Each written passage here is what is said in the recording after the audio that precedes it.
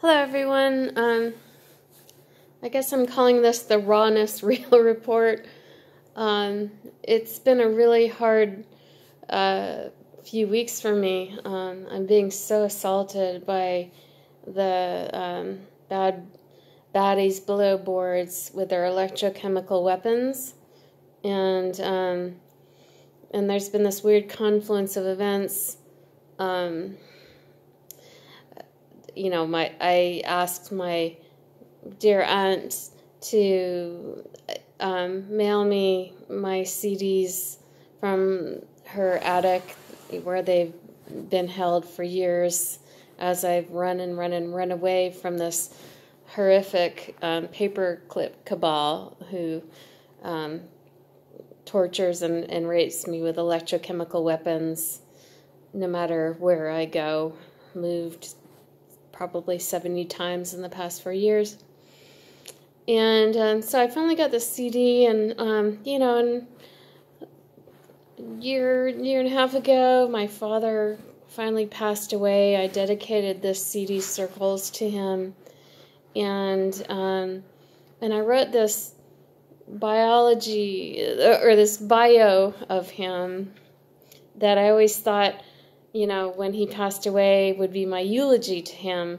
And I'm so glad I did that because, nefarious people in my family sold me into this horrific paperclip sex slave trade cabal, trying to make me a prostitute for the deep state, which I never succumbed to. And, I've had to endure horrific torture, and I cite how last night I was shivering all night in a bathtub of Epsom salts and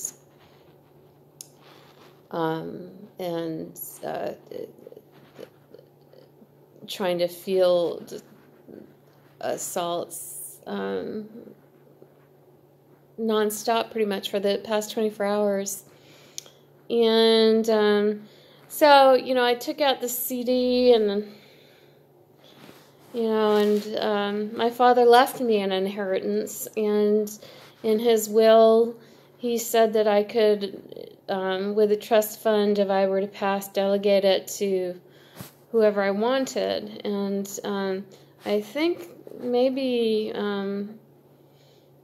despite the efforts of my sister and all my family who really wanted to exile and excommunicate me, that my father at last kind of saw me for the warrior that I was and the patriot and defender of our country that I was. And I'm really sad because I knew I couldn't go home to Hawaii for his burial ceremony,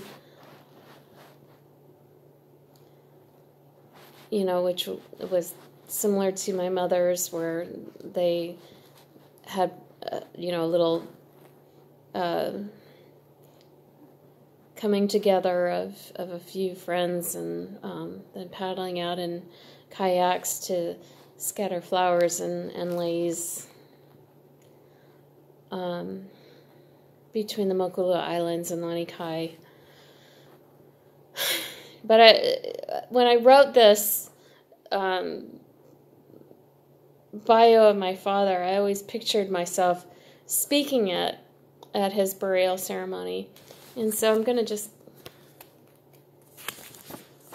because I wasn't invited home at my father's burial ceremony, because they all conspired to kill me and take my inheritance. But I'm just going to read it to you now, this bio that I wrote here, ceded to my father, dedicated to my father. So here goes.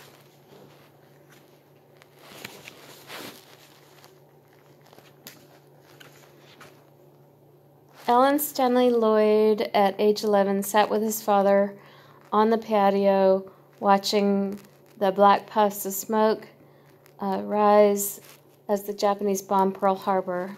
That experience in 1941 and the ensuing war years shaped my father's ideology profoundly, making him conservative and hawkish on military issues in ways I just couldn't follow. Perhaps because I had comparatively peaceful and sheltered childhood. I do remember my own early years in Kihei on Maui, seeing